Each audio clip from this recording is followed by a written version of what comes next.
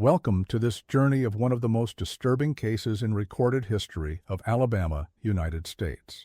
Before we begin, I invite you to leave a comment about where you're watching from and the exact time you heard this story. We're interested in knowing where and at what times of day or night these documented accounts arrive. The case of what became known locally as the Alabama Matrimony market remains one of the most disturbing documented incidents from the American South just before the Civil War. The events took place primarily at Whitehall Plantation, approximately 17 miles northeast of Montgomery, Alabama, in what was then a prosperous cotton-producing region. What makes this case particularly unsettling is not just the nature of the events themselves, but how meticulously they were documented and subsequently buried from public knowledge for nearly a century. The land where Whitehall once stood was first settled in 1798 by Jeremiah Mercer, a Revolutionary War veteran who received it as payment for his military service. According to county records, Jeremiah built a modest farmhouse and gradually expanded his holdings, initially working the land with his 5 sons and only 3 enslaved workers. By the time of his death in 1823, the property had grown to over 800 acres, and the number of enslaved people had increased to 27. Jeremiah's oldest son, Thaddeus Mercer, inherited the bulk of the estate and proved to be a shrewd businessman. Under his management, Whitehall transformed from a large farm into one of the region's most profitable cotton plantations. He replaced his father's simple farmhouse with an imposing Greek Revival mansion in 1831, complete with 6 massive columns across the front portico, a structure designed to convey power and permanence. By 1845, Whitehall encompassed over 2,000 acres and was home to more than 100 enslaved people. When Thaddeus died suddenly of yellow fever in 1849, the plantation passed to his only son, Augustus. Aged 26 at the time of his inheritance, Augustus Mercer had been educated at Princeton and had spent several years traveling in Europe. He returned to Alabama with ideas that many of his neighbors found peculiar: an interest in scientific agriculture, an enthusiasm for technological innovation, and theories about the management of enslaved labor that differed from local customs. Augustus Mercer fancies himself a modern man, wrote Judge William Holcomb in a letter to his brother in 1850. He speaks of efficiency and productivity as if a plantation were a factory in Massachusetts. There is something cold in his manner of discussion that I confess I find discomfiting. In early 1861, as tensions mounted across the nation and Alabama had just seceded from the Union, a series of unusual transactions began taking place at Whitehall Plantation. Augustus Mercer began what witnesses would later describe as a most peculiar arrangement with several neighboring plantations. According to county records dated February 17, 1861, Mercer initiated a series of purchases, not of land or equipment, but of people, specifically female slaves between the ages of 18 and 25. The first indication that something unusual was occurring came in a letter from Thomas Wilford, a business associate and owner of a neighboring plantation, to his cousin in Virginia. Dated February 20, 1861, the letter remarks, "Augustus Mercer has embarked on a curious enterprise. He has approached several plantation owners in the county, myself included, with specific requests to purchase female slaves of particular qualities, educated if possible, of good health and appearance, and most peculiarly those showing what he terms dignity of bearing. He offers premium prices, well above market rates. When questioned about his intentions, he speaks vaguely of preparation for changing times and securing future prosperity. I confess I do not fully comprehend his design, but in these uncertain days, many of us are glad of ready cash." What distinguished these transactions from typical slave trading of the era was the meticulously detailed documentation that accompanied each purchase. Mercer, unlike many of his contemporaries, kept extensive records that would eventually be found in 1963 during a renovation of the plantation's main house. hidden behind a false wall in what had been his private study. These records included not just prices and dates, but detailed physical descriptions, temperament assessments, and, most disturbingly, what he termed matrimonial suitability ratings. The discovery of these documents raised immediate questions. What exactly was Mercer planning? The answer would not come from his own writings, but from the correspondence of Thomas Wilford, whose letters were discovered in the same hidden compartment. In a letter dated March 3, 1861, Wilford wrote, "Your enterprise shows remarkable foresight in these uncertain times. The matrimony market, as you so cleverly name it, will surely secure your position regardless of how this conflict resolves itself." A response from Mercer, dated March 7th, elaborates, "Few understand what is truly at stake in this coming conflict. Whether our cause prevails or, God forbid, we suffer defeat, the old order cannot remain unchanged. Those who fail to adapt will find themselves swept away. My matrimony market is not merely about preserving wealth, my friend. It is about preserving bloodlines, influence, power itself. The law may change, but blood endures." What was this matrimony market? According to historical accounts pieced together from various sources, including the local Montgomery Advertiser newspaper archives and personal diaries of neighboring landowners, Augustus Mercer had developed a disturbing theory about the coming war. He believed that, regardless of which side emerged victorious, the institution of slavery would undergo significant changes.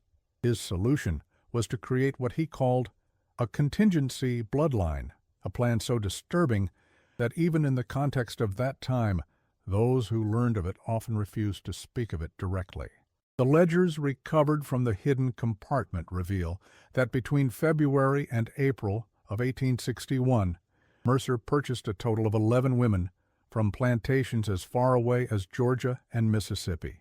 Each entry in his ledger contained not only the standard information recorded in slave transactions of the period, but additional notes that spoke to his disturbing intentions. "Speaks well, carries herself with dignity despite circumstances, shows potential for refinement," reads one entry. "Intelligent eyes, quick to learn, resistant but not overtly defiant," reads another. Perhaps most disturbing are the clinical assessments that appear alongside these character notes, measurements and observations that suggest Mercer was evaluating these women not just as potential servants or workers, but as potential bearers of his children. "Strong constitution evidenced by recovery from typhoid without lasting effects," notes one entry. "Family history shows longevity, mother still living at age 57, notes another. These evaluations, combined with his references to matrimonial suitability, paint a picture of a man selecting women for a breeding program disguised as a series of marriage-like arrangements. Dr. Eleanor Harding, historian at Vanderbilt University, spent nearly 7 years researching this case before publishing her findings in a 1966 academic paper titled "The Whitehall Arrangement, Slavery, Marriage, and Genetic Continuity in Civil War, Alabama." The paper was quickly suppressed and removed from circulation, with only 3 known copies surviving in private collections. According to notes from her research that surfaced in 1968, shortly before her mysterious disappearance during a research trip to Alabama, Mercer was creating what can only be described as a human breeding program designed to secure his wealth through biological means rather than legal ones. Harding's notes continue. "What makes the Whitehall case unique is not the sexual exploitation of enslaved women. Such abuse was tragically common throughout the slave-holding South, but the elaborate pseudo-legal framework Mercer constructed around it, the detailed documentation he maintained, and, most disturbingly, the long-term strategic vision behind his actions. He was not merely seeking sexual gratification or even additional enslaved workers. He was attempting to create a dynasty that would transcend potential legal changes to the institution of slavery itself." Mercer's own writings, fragmentary though they are, support this assessment. In a personal journal separate from his business ledgers, he wrote on February 3, 1861, "The winds of change blow across our nation. Whether the Southern cause prevails or not, the old ways cannot remain unchanged. Those who fail to adapt will find themselves relegated to history's footnotes. I intend to ensure the Mercer name endures regardless of what legal frameworks may come. A more explicit entry, dated February 10th, outlines his thinking. If victory is ours, the peculiar institution will likely be strengthened but modernized. Scientific management will replace the crude methods of the past. If defeat comes, emancipation in some form seems inevitable. But what remains constant in either scenario is blood. If my legal ownership of human property becomes untenable, biological connection may serve as an alternative means of control. A man's children, regardless of their mother's status, remain connected to him. With proper arrangements and careful selection, I can secure the Mercer legacy through bloodlines even if legal ownership of persons becomes impossible. The discovery of a leather-bound journal believed to belong to Elizabeth Mercer, Augustus's wife, sheds further light on the household atmosphere during this time. Though the writer never identifies herself, the penmanship matches known samples of Elizabeth's handwriting from county records. The journal begins with entries describing typical plantation life, but takes a dark turn in late February 1861. Elizabeth Mercer, née Crawford, came from a family of modest means in comparison to the Mercers. She married Augustus in 1856 at the age of 20, in what local society columns described as a match advantageous to the bride. The marriage produced no children, a fact that, according to her journal, was a source of regular criticism from her husband. Augustus spoke again last night of my failure to provide an heir, she wrote on January 15, 1861. 5 years of marriage, and my womb remains empty. He recited his family lineage, as he often does, how the Mercer men have never failed to produce sons, how his father had 5 children by the time he reached Augustus's age. Perhaps, he said, the deficiency lies not in the Mercer line, but in the Crawford blood. I wept after he left my room, though I took care to make no sound. He despises what he calls feminine weakness. By late February, her entries begin to reflect awareness that something unusual was occurring at Whitehall. The house feels different, she wrote on February 26th. There are shadows in corners where there were none before. Augustus spends his evenings locked in his study with Mr. Wilford, and their voices carry through the walls, though I cannot make out the words, only the laughter. That hollow laughter that seems to echo long after they've gone quiet. An entry from March 4th continues, Augustus speaks of securing our future. He talks of bloodlines and legacy with a fervor I have never seen in him before. When I ask what he means, he merely pats my hand as one might soothe a concerned pet. You needn't trouble yourself with such matters, he tells me, but I see the way his eyes slide away from mine when he speaks. There is something he does not wish me to know. By mid-March, Elizabeth's suspicions had grown stronger. I found strange documents on Augustus's desk today when I brought him tea, she wrote on March 10th. Lists of names, women's names, all of them unfamiliar to me, with strange notations beside them. He swept the papers away quickly, but not before I saw the heading, Matrimonial Prospects. When I asked him about it later, he claimed they were merely records of potential matches for the son of one of his business associates. But we have received no such visitors, and Augustus has never shown interest in matchmaking before. On March 15th, she wrote, Sarah, my lady's maid, has heard rumors among the house servants. Augustus has been purchasing women from other plantations, young women, she says, with specific qualities. They are not being housed in the usual quarters. No one seems to know where they are kept. When I asked Augustus about new acquisitions, he spoke vaguely of increased labor needs for the coming season, but we have never discussed plantation management before. Why would he suddenly volunteer such information unless he felt the need to explain something? What follows in the historical record is a period of unusual activity at Whitehall. According to ledgers from Montgomery merchants, large orders of furniture, fabrics, and other household goods were delivered to the plantation between March and May of 1861. Local gossip, preserved in the diary of Margaret Holcomb, wife of a neighboring planter, suggests something unusual was underway. Mrs. Keaton reports that Augustus Mercer has transformed the old hunting lodge on his property into what she describes as a grotesque parody of a proper home, Holcomb wrote on April 7th. She glimpsed inside when delivering preserves at Mrs. Mercer's request and saw fine furnishings arranged as if for a respected family, yet the windows were barred from the inside. The renovation of the hunting lodge, situated approximately half a mile from the main house in a wooded area of the plantation, appears to have been central to Mercer's plan. Receipts found among his papers show substantial expenditures: fine furniture from New Orleans, imported fabrics, a pianoforte, even a small library of books, items that would have been entirely out of place in a typical slave cabin, but consistent with the quarters of a genteel Southern household. Yet other purchases reveal the true nature of the arrangement: specially made locks for doors and windows, all designed to be operated only from the outside. Restraints disguised as decorative fixtures, a comprehensive security system involving bells attached to every potential exit. These were not the furnishings of a home, but the apparatus of an elegant prison.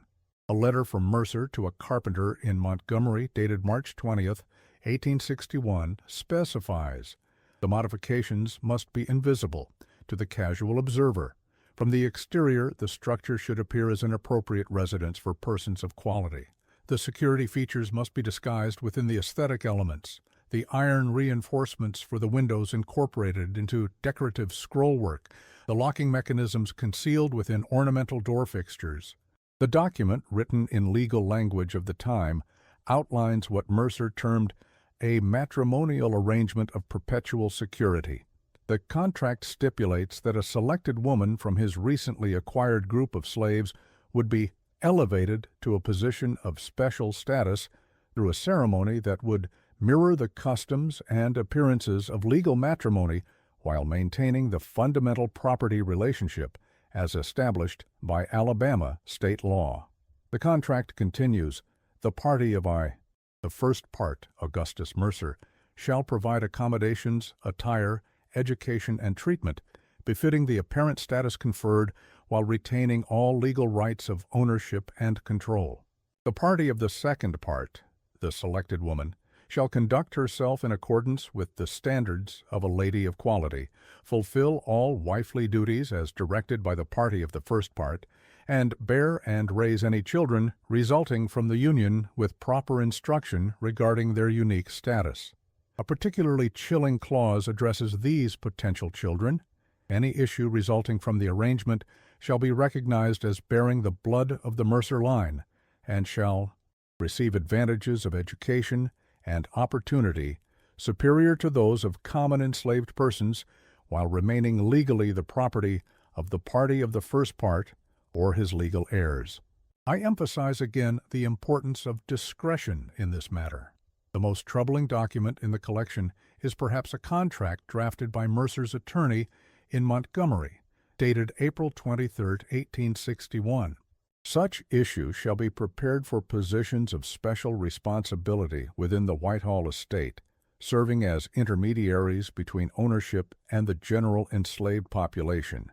In essence, Mercer was creating a system where he could engage in relationships that resembled marriage with women he legally owned as property. The contract included provisions for any offspring who would receive special status among his property, but would ultimately remain slaves. This arrangement, he believed, would ensure his bloodline maintained control of his wealth, regardless of potential changes to slavery laws. By May 1861, as the Civil War began in earnest, Mercer's plan was well underway. A woman named Sophia, purchased from a plantation in Georgia, was installed in the renovated hunting lodge. According to household accounts kept by Mercer's housekeeper, Sarah Blackwood, Sophia was dressed in fine clothing, given lessons in etiquette and household management, and to outward appearances treated almost as a lady of status, except for the locked doors and constant supervision. What set Sophia apart from the other women Mercer had purchased? His notes provide some insight. Exceptional intelligence combined with remarkable self-possession. Maintains dignity despite circumstances. Speaks well with traces of formal education. Previous owner evidently permitted some learning. Eyes reveal depth of character rare in her kind. Ideal candidate for first implementation of the arrangement. Further investigation by Dr. Harding in the 1960s uncovered that Sophia had indeed received unusual advantages in her previous situation. Born on a plantation near Savannah, Georgia, in 1838, she had been raised alongside her owner's daughter and had secretly been taught to read and write by the daughter's governess. This education had been discovered when Sophia was 20, resulting in her immediate sale to a succession of increasingly harsh owners, culminating in her purchase by Augustus Mercer in February 1861. A record of Sophia's sale to Mercer, found in the archives of a Georgia slave trader, describes her as 22 years old, in excellent health, literate contrary to Georgia law, but potentially valuable for household management, to a discreet buyer. Troublesome, if not handled firmly. The price Mercer paid, $1,100, was nearly double the typical amount for an enslaved woman of her age, indicating the premium he placed on her unusual education and qualities. The first weeks of Sophia's life at Whitehall are documented in the household records kept by Sarah Blackwood, who was assigned to supervise her transition. The woman Sophia receives daily instruction in proper speech and deportment, Blackwood wrote on March 12th. Mr. Mercer has directed that she be addressed as Miss Sophia by the house servants, though never in Mrs. Mercer's presence. She is to take her meals separately from both the household and the quarters people, served on fine china in the hunting lodge. She receives lessons in pianoforte, French, and household management. Mr. Mercer visits daily to assess her progress. A disturbing note from March 20th reveals how Sophia responded to this arrangement. The woman maintains a peculiar composure that I find unsettling. She performs all tasks required of her with precision, but shows neither gratitude nor resistance. When Mr. Mercer is present, she answers his questions directly, but offers nothing more. Her eyes, however, observe everything: the location of keys, the schedule of the household, the habits of those who guard her. I have recommended increased vigilance to Mr. Mercer, but he dismisses my concerns. She understands the opportunity being offered to her, he says. She will adapt to her new circumstances. The first indication that Elizabeth Mercer had discovered her husband's arrangement came in early June. Elizabeth's journal, which had become increasingly erratic, contains a disturbing entry from June 3rd. I saw her today. The woman Augustus thinks I don't know about. She was in the garden with him, wearing a dress that might have been mine. Her eyes met mine across the roses. They were not the eyes of someone content. They were the eyes of someone who has learned to wait, to watch, to plan. I recognized something in those eyes, something I have begun to feel within myself. The following day's entry is even more revealing. I made inquiries among the house servants today, though I tried to be discreet. They know, of course. The walls of a plantation house are never as solid as the master believes. The woman's name is Sophia. She has been here since March, living in the old hunting lodge that Augustus has had renovated. He visits her almost daily, taking his meals there 3 times a week. The servants say she is treated like a lady, given fine clothes, books, even music lessons from the same tutor who once taught me to play the pianoforte. Yet she is never permitted to leave unescorted, and the doors are locked at night. What manner of arrangement is this? And what does it mean for me? By mid-June, Elizabeth had begun to take action. An entry from June 17th reads, "I walked near the hunting lodge today, as if by chance. Augustus would be furious if he knew, but he was away in Montgomery on business. I saw her through the window, sitting at a desk, writing something that she quickly concealed when she noticed me. I raised my hand in greeting, but she only watched me, her face revealing nothing. As I turned to leave, I noticed a folded paper on the ground near the path. Whether dropped accidentally or placed there deliberately, I cannot say. I took it and continued walking as the overseer approached. The note contained only 5 words. We are more alike than different. The relationship between Augustus Mercer and his wife deteriorated rapidly over the summer months. County medical records indicate that Elizabeth sought treatment from Dr. James Whitman in Montgomery 3 times between June and August, complaining of nervous exhaustion and disturbing dreams. Dr. Whitman's notes, preserved in the Alabama Medical Historical Society archives, suggest he suspected domestic problems, but recorded no details beyond prescribing laudanum for her nerves. A letter from Augustus to Thomas Wilford, dated July 8th, expresses growing concern about Elizabeth. My wife's behavior grows increasingly erratic. She asks pointed questions about plantation management that have never before interested her. The household staff report that she wanders the grounds at unusual hours. Twice she has been seen near the hunting lodge, despite my explicit instructions to avoid that area. I have increased her laudanum dosage, which keeps her mostly confined to her rooms, but I fear this is only a temporary solution. The timing is most inopportune, as the arrangement progresses well. Sophia shows remarkable aptitude for her new role, though she maintains a reserve that I have yet to penetrate fully. Wilford's response, dated July 17th, sounds a note of caution. I urge discretion in your household management, my friend. Your wife's family, while not as prominent as your own, still maintains connections in Montgomery society. Scandal would be disastrous, particularly at this delicate stage of your enterprise. Perhaps a period of recovery at a distance might be advisable. I understand there are excellent facilities for nervous conditions in Virginia, where ladies of quality may receive treatment away from the stresses of domestic life. Elizabeth's journal suggests she was well aware of these discussions. An entry from late July reads, "They plot to send me away." I overheard Augustus and Dr. Whitman speaking in low voices in the study. A rest cure was mentioned, a place in Virginia where troublesome wives can be conveniently forgotten. I must act before they implement this plan, and I am not without allies in this house. Sarah, my maid, brought me a message today, written on a scrap of cloth that can be easily destroyed. When you are ready to know more, leave your blue shawl on the garden bench. The message was unsigned, but I have my suspicions about its author. By August, the situation at Whitehall had grown increasingly tense. A letter from Thomas Wilford to his brother in Richmond, dated August 12th, expresses concern. I fear Augustus has gone too far in his experiment. The woman Sophia is proving more difficult to manage than anticipated. She carries herself with an unnerving dignity that seems to challenge him without words. More troubling still, I believe his wife suspects. The household staff whisper among themselves, and such whispers have a way of traveling beyond the property line. The most revealing document from this period is perhaps a journal believed to belong to Sophia herself. Written on scraps of paper hidden inside the lining of a dress found in the hunting lodge during the 1963 renovation, the fragmentary entries reveal a woman of remarkable intelligence and determination. He believes he owns not just my body, but my mind, reads one entry.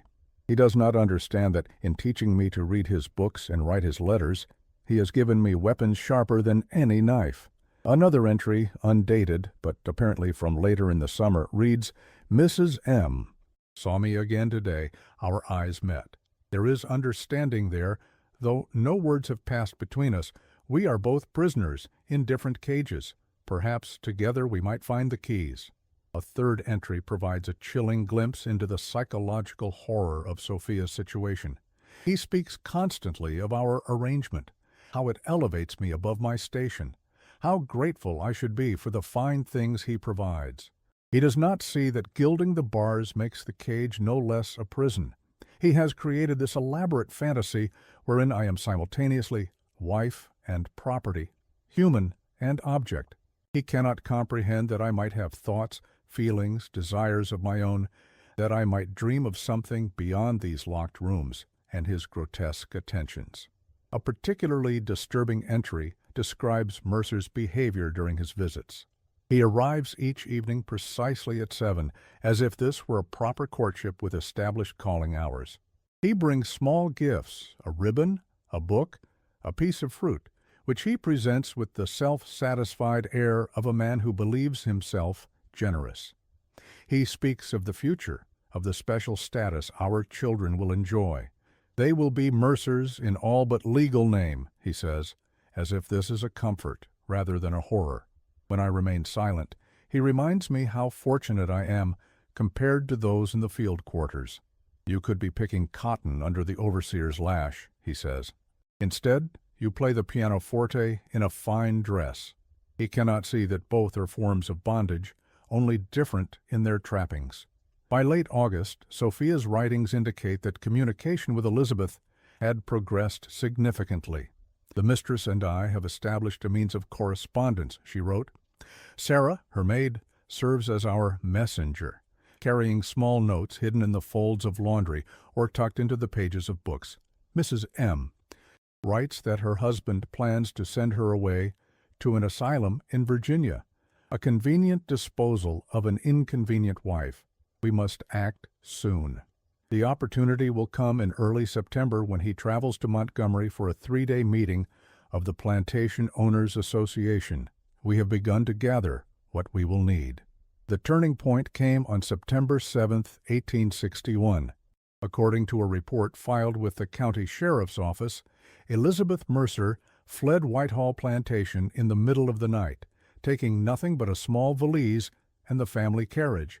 The report, filed by Augustus Mercer himself, claimed she was mentally unsound and had endangered herself through irrational flight. A search was organized, but no trace of Elizabeth was found.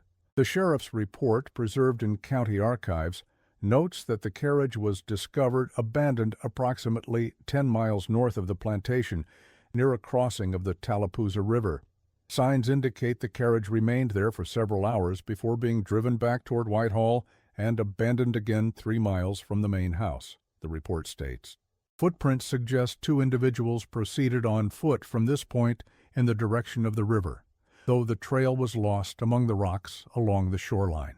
What Augustus Mercer didn't know, what wouldn't be discovered until the hidden documents came to light over a century later, was that Elizabeth hadn't fled alone. A brief note found pressed between the pages of Sophia's hidden journal reads simply, "Tonight, the North Road. Bring nothing that belongs to him." The subsequent 3 weeks represent one of the most mysterious periods in the Whitehall saga. Where did Elizabeth and Sophia go? How did they manage to evade detection in a society where a white woman traveling with a black woman would have drawn immediate attention? The answers remain elusive, though fragments of evidence offer tantalizing clues. A ledger from a small inn near the Tennessee border contains an entry dated September 10, 1861, recording payment for a single room by Mrs. E. Smith and maidservant. The handwriting on the register, while disguised, bears similarities to samples of Elizabeth's penmanship. A letter discovered in the personal papers of Reverend Josiah Townsend, a known abolitionist operating secretly in northern Alabama, makes reference to 2 travelers of unusual circumstance who stayed briefly at his home in mid-September before continuing northward. Most intriguing is a document found in the archives of the Underground Railroad Research Center in Cincinnati, Ohio. A list of people transported to safety in September 1861, which includes the cryptic entry E.M. and S. Special circumstances, directed to Safe House in Columbus. A diary entry from Rachel Prescott, a Quaker woman involved in abolitionist activities in Columbus, Ohio, dated September 18, 1861, provides a rare glimpse of the fugitives. The women arrive today, exhausted from their journey. Their situation is most unusual, not one we have encountered before. The white woman, E., speaks with the refined accent of Southern privilege, yet shows none of the prejudice one might expect. She and S. interact as equals, often finishing each other's sentences. They share a determination that burns like banked fire. When asked about their plans, they exchange a glance so laden with meaning that it seems they can communicate without words. "We have unfinished business in Alabama," he said. "We cannot remain free while others remain chained." For 3 weeks, the disappearance of Elizabeth Mercer was the primary topic of local gossip. Then, abruptly, she returned. According to Thomas Wilford's letters, she appeared at breakfast on September 29th as if nothing had happened, offering no explanation for her absence. Augustus, perhaps fearing scandal more than anything else, apparently asked no questions, and instructed the household staff to behave as if her absence had never occurred. But things had changed at Whitehall. The household accounts show that Sophia was returned to the main slave quarters in early October. Elizabeth resumed her role as mistress of the house, with what witnesses described as a new and somewhat unsettling composure. Augustus, meanwhile, abandoned his matrimony market plan, selling off most of his recently acquired slaves to plantations further south. What exactly transpired during those 3 weeks of Elizabeth's absence remains unknown. What is clear from subsequent events is that a profound shift in power had occurred at Whitehall Plantation.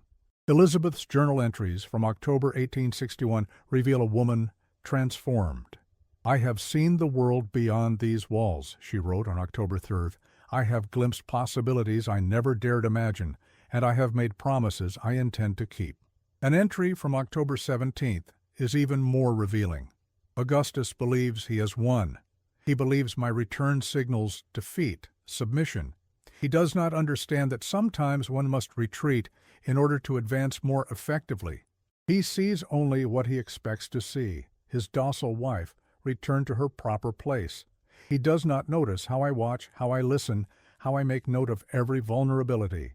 He has no idea what I learned during my absence, nor whom I met, nor what alliances I have formed." By November, Elizabeth's journal suggests active resistance had begun. "The network grows stronger each week," she wrote on November 8th. "Messages travel through the quarters carried by those Augustus would never suspect. The elderly, the seemingly simple-minded, the women he sees as nothing more than laundresses and cooks. Even as he boasts of his superior management to visitors, the foundation beneath his feet erodes. Sophia coordinates everything from the quarters now. Her apparent demotion has only expanded her influence. Augustus believes he punished her by removing her from the hunting lodge, never suspecting that the isolation was the true punishment, and that her return to the community has strengthened rather than broken her." Throughout the winter of 1861-1862, life at Whitehall appeared to return to normal on the surface. Augustus focused on plantation business, Elizabeth managed the household, and the war continued to escalate beyond their gates. But beneath this facade of normalcy, something was happening. Small discrepancies began to appear in the plantation's accounts. Items went missing from the main house, small things at first. A silver letter opener, a pocket watch, a set of keys. Then people began to disappear. Not all at once, but one by one, over months. A field hand would fail to appear for morning roll call. A house servant would be sent on an errand and never return. Each disappearance was reported, searches were conducted, but no trace was ever found. By spring 1862, Whitehall had lost nearly 20 enslaved people, including Sophia. The disappearances followed a pattern that became apparent only in retrospect. Those who vanished were often those who had been treated most harshly, who had families separated by sale, or who possessed skills that would be valuable in freedom: blacksmiths, carpenters, cooks. Their departures were spaced carefully, never more than 1 or 2 in a given week, never enough to trigger suspicions of a larger conspiracy. The records of these disappearances come primarily from Augustus Mercer's increasingly frustrated correspondence with local authorities. "I have lost 3 valuable workers this month alone," he wrote to the county sheriff on March 15, 1862. "Your patrols seem remarkably ineffective at capturing runaways. One might almost suspect deliberate negligence." What Augustus apparently never suspected was that the orchestrator of these escapes might be his own wife. Yet evidence discovered in the hidden compartment behind the study wall suggests exactly that. a small notebook written in a cipher that Dr. Harding eventually identified as a simple substitution code based on Elizabeth's favorite literary work, contains what appears to be a record of escape routes, safe houses, and contacts throughout the region, all consistent with known Underground Railroad operations in Alabama during this period. The notebook includes maps of patrol routes, schedules of search parties, and most damning of all, a list of names corresponding exactly to those who had disappeared from Whitehall between October 1861 and April 1862. Beside each name is a date and a single word: free. The most disturbing development came in April 1862. According to a letter from the plantation overseer to a relative in Tennessee, Augustus Mercer began experiencing what he described as episodes of disorientation. He would be found wandering the grounds at night, claiming to have seen figures moving among the trees. He complained of voices coming from behind the walls of his study. Food left unattended near him was found to contain strange substances, crushed herbs and powders that the kitchen staff claimed no knowledge of. By May, Augustus was sleeping in a locked room with a loaded pistol beside his bed. His business correspondence shows increasing paranoia, with references to enemies within my own household and a conspiracy to undermine my authority. Local physicians were called to Whitehall several times, but their treatments, primarily bloodletting and sedatives, seemed to provide little relief. A particularly revealing document from this period is a letter Augustus wrote to Thomas Wilford, but apparently never sent, found crumpled in a desk drawer during the 1963 renovation. "I am being poisoned," he wrote in an unsteady hand. Slowly, carefully, so that it mimics natural illness. I taste it in my food and my wine, even in the air of certain rooms. The servants watch me with knowing eyes. And Elizabeth, she has changed utterly. She smiles too much, especially when I am at my weakest. Sometimes I hear her whispering behind closed doors, though when I enter the room, she is alone. Last night I swear I saw Sophia standing at the foot of my bed, though she disappeared when I reached for my pistol. Am I going mad, Thomas? Or is this revenge for what I attempted to create with my matrimony market? Elizabeth's journal entries during this period are sparse, but telling. "The herbs work slowly," she wrote on April 30th, 1862. "Old Maria says patience is required. Some poisons need time to build in the blood, she tells me. Rush, and you risk discovery. Wait, and justice will come as surely as winter follows fall. I am learning to wait." On May 15th, she wrote, "Augustus grows weaker each day. The physicians bleed him, which only accelerates the process. He sees enemies everywhere now, trusts no one. He has dismissed 3 house servants in the past week, suspecting them of tampering with his food. Little does he know that the poison comes not from his plate, but from the seemingly innocent herbs that fragrance his rooms, the pomade he applies to his hair, the soap with which he washes his hands. He absorbs his own destruction through every pore." The final entry in Elizabeth's journal, dated June 2nd, 1862, reads simply, "It is nearly done. The poison works slowly, but it works. He suspects but cannot prove. By harvest time, it will be finished." On July 17th, 1862, Augustus Mercer was found dead in his study. The official cause of death was recorded as apoplexy, what would today be called a stroke. No autopsy was performed, as was common in that era. Elizabeth Mercer inherited Whitehall Plantation and all its assets. The death certificate signed by Dr. James Whitman notes that Augustus had been in declining health for several months, suffering from nervous agitation, weakness of the limbs, and periodic confusion. These symptoms are consistent with certain types of poisoning, particularly those involving heavy metals or plant toxins that might have been available on a large plantation with extensive gardens. What happened next defied all social conventions of the time. Within months of her husband's death, Elizabeth began implementing a series of changes at Whitehall that shocked the neighboring planters. She dismissed the overseer and replaced him with Daniel, A formerly enslaved man who had supposedly run away the previous year but had mysteriously returned after Augustus's death. She converted the slave quarters into paid housing and offered employment contracts to those who had been enslaved there. A letter from Judge William Holcomb to the governor of Alabama, dated October 10, 1862, expresses the community's outrage. The widow Mercer has taken leave of her senses and of all propriety. She consorts openly with her former property, treating them as equals. She has established a system of wages for field work that threatens to destabilize labor relations throughout the county.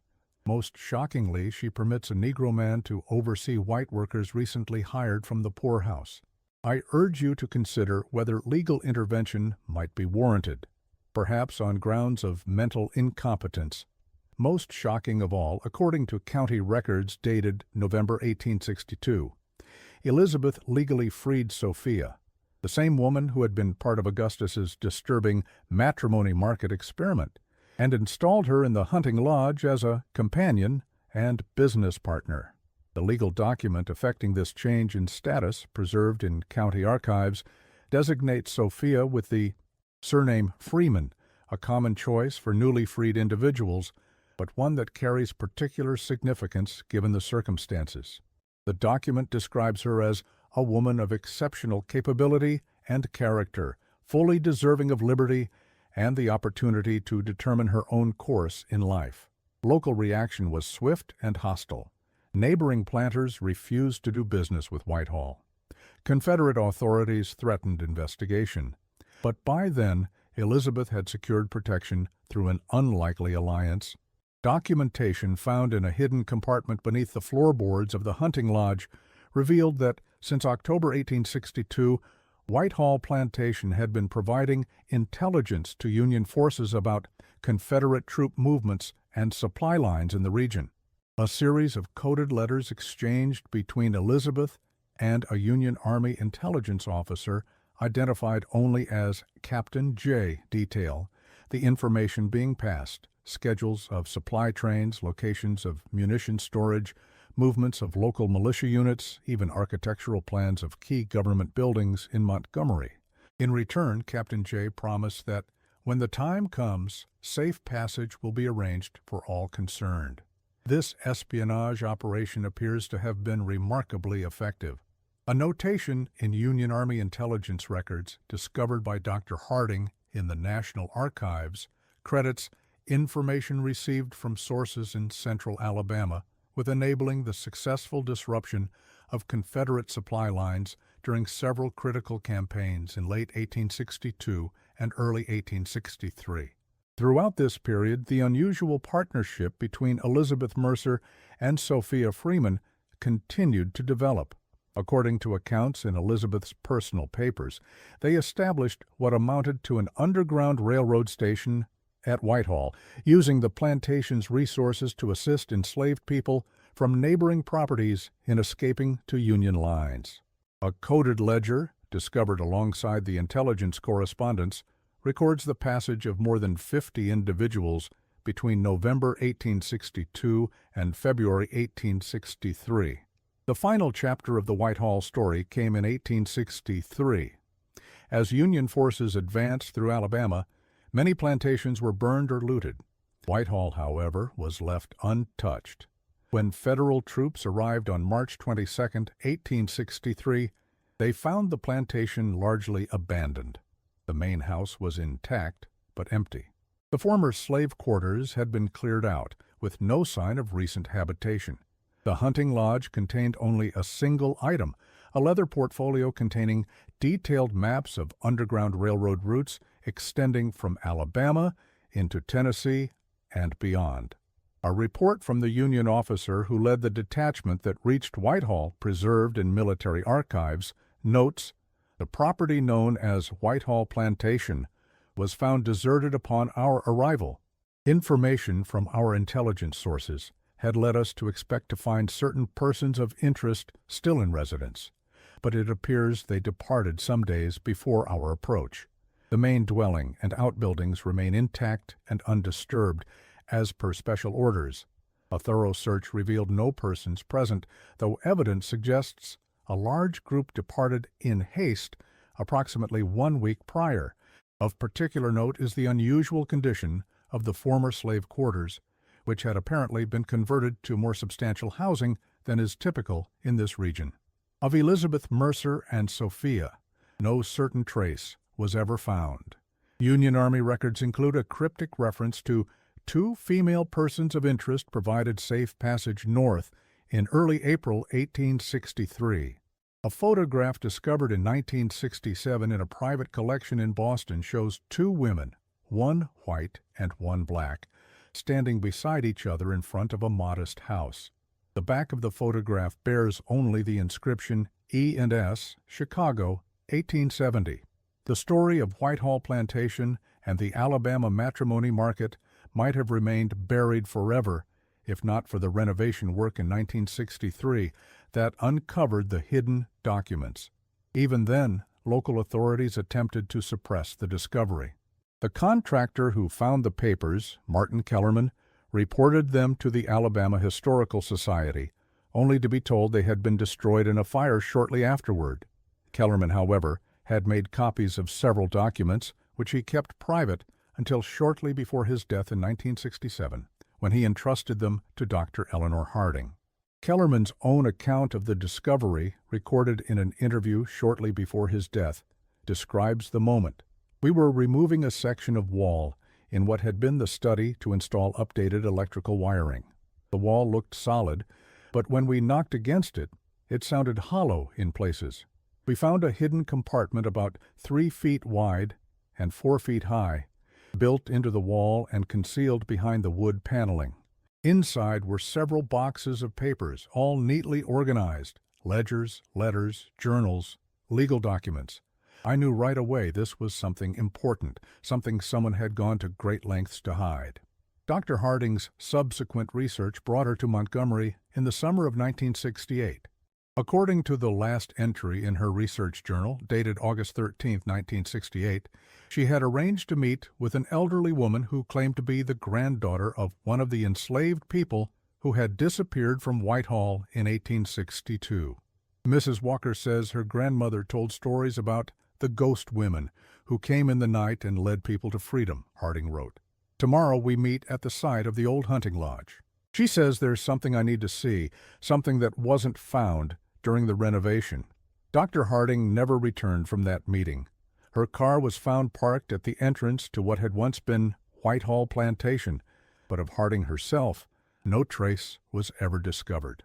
The official investigation into her disappearance was closed after just 3 weeks, with authorities concluding she had likely left voluntarily for personal reasons. Mrs. Walker, the woman Harding had arranged to meet, denied any knowledge of the appointment when questioned by police. She died 6 months later of natural causes, taking whatever knowledge she possessed to her grave.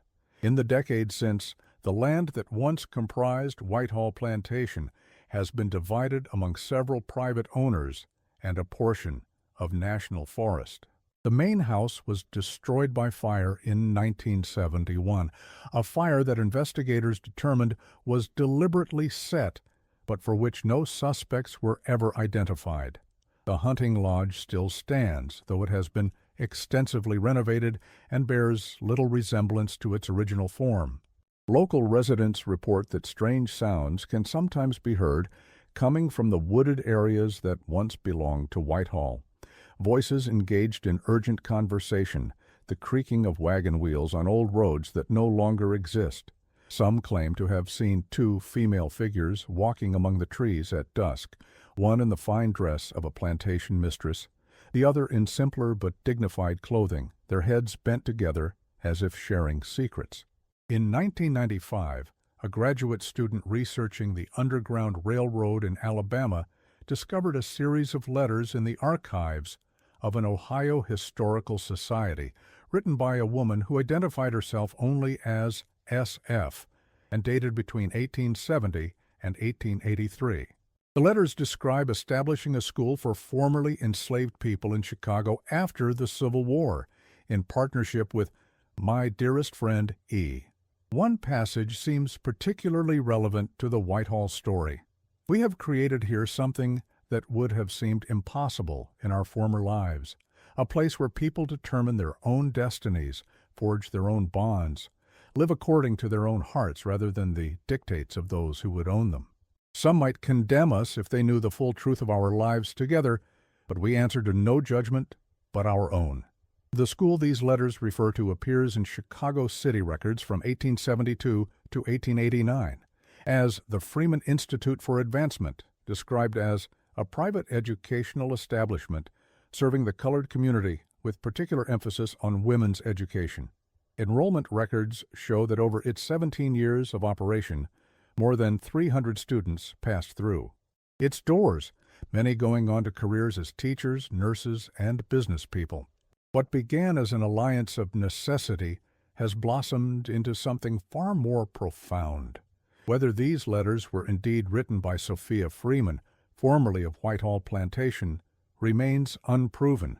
The historical record is fragmentary, the evidence circumstantial.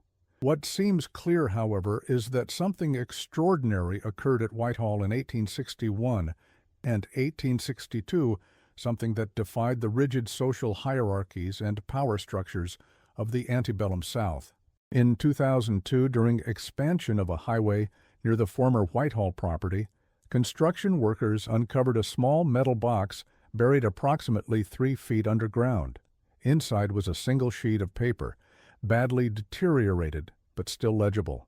Written in a firm, elegant hand were these words, "Let it be known that on this day, September 15, 1861, we who have been owned, one by law, one by custom, do hereby declare ourselves free.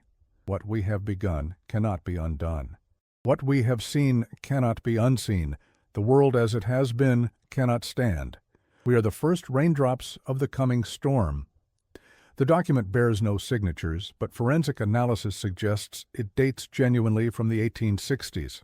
Whether it was written by Elizabeth and Sophia during their 3-week disappearance remains uncertain. What is not in doubt is the revolutionary sentiment it expresses, a declaration of independence not just from specific oppressors, but from entire systems of oppression. Perhaps the most unsettling aspect of the Whitehall case is how thoroughly it was erased from official history. No mention of the Alabama matrimony market appears in standard historical texts about the region.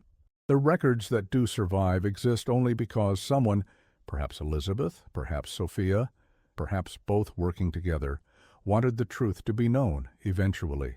They hid their story in the walls and beneath the floors, buried it in places where it would rest undisturbed until a time when it might finally be heard. As for what really happened during those 3 weeks when Elizabeth Mercer disappeared, or what transpired between her and Sophia in the months leading up to Augustus Mercer's death, we may never know with certainty. The papers that might have contained those details were among those reportedly destroyed after their initial discovery. What we do know is this: in a time and place where women, white and black alike, were denied agency and autonomy, Elizabeth and Sophia appear to have forged an alliance that defied every social convention of their era. Whatever else may have happened at Whitehall Plantation in 1861 and 1862, it seems clear that these two women recognized in each other not just fellow captives, but potential liberators. In the end, the true horror of the Alabama matrimony market may not lie in Augustus Mercer's disturbing plans, but in how easily such plans could be conceived and implemented within the systems of the time, and in how thoroughly the evidence of resistance could be erased from history.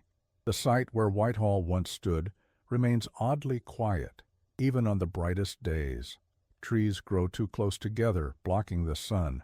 Birds fall silent when visitors approach.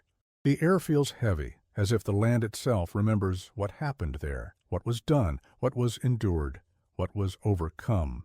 And perhaps somewhere in some archive yet undiscovered or some attic not yet explored, there exist more pages of Elizabeth's journal or Sophia's hidden notes, pages that might finally tell us the full story of what really happened during that strange, dark time when two women from vastly different worlds found common cause against a man who thought he owned them both. Until such evidence surfaces, the story of the Alabama matrimony market remains one of the South's most disturbing unresolved historical cases, a glimpse into the complex horrors that existed within the larger atrocity of slavery, and a reminder of how much of our past remains deliberately hidden from view. Some stories are buried not because they are forgotten, but because they are feared. Some silences persist, not because there's nothing to say, but because what might be said would shake the foundations of everything we think we know about our history. Perhaps that is why, even now, more than a century and a half later, the woods around the former Whitehall plantation remain unnaturally quiet, as if the land itself is still keeping secrets.